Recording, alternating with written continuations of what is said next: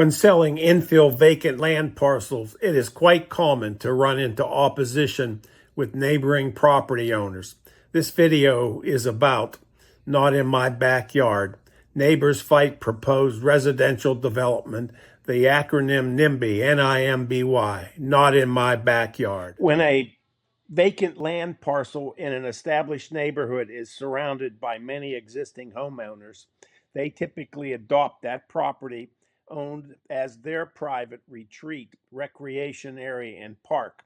Typically, these land parcels are home to mature trees, a variety of birds, and other wildlife, creating a natural oasis in the midst of suburban life. The land became the center of controversy when plans for a new residential development were announced. As you can imagine, the news of this development didn't sit well with many of the surrounding residents, and yard signs began to pop up everywhere, even with their own website, Stop Hidden Woods Reserve. Concerns range from the potential loss of green space to the impact on local wildlife, increased traffic, and the fear that the neighborhood's character would be irrevocably changed. The emotional response from the community was swift and strong. Residents banded together to make their voices heard. Here's another proposed development that reached similar pushback from neighbors. Believe me, the Not in My Backyard effect can be applied to any infill land project, no matter where it is located. Growth in Florida is inevitable.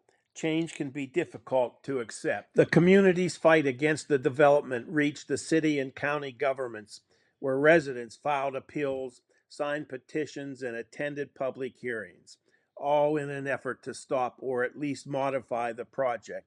Their message was clear: this development didn't belong in their backyard. After much debate and negotiation and several meetings, the local government made its decision. The development would go forward, but with significant downsizing and restriction. The density was reduced and measures were put in place to preserve some of the trees and protect the environment.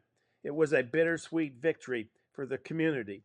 Some were relieved that their efforts led to concessions, while others were disappointed that the development was approved at all. This story is a typical scenario that any developer and real estate broker can anticipate when selling or developing an infill land project in a mature neighborhood. There is always a high probability that the new development will be forced to make extra infrastructure improvements and other concessions that will cost more than anticipated or budgeted.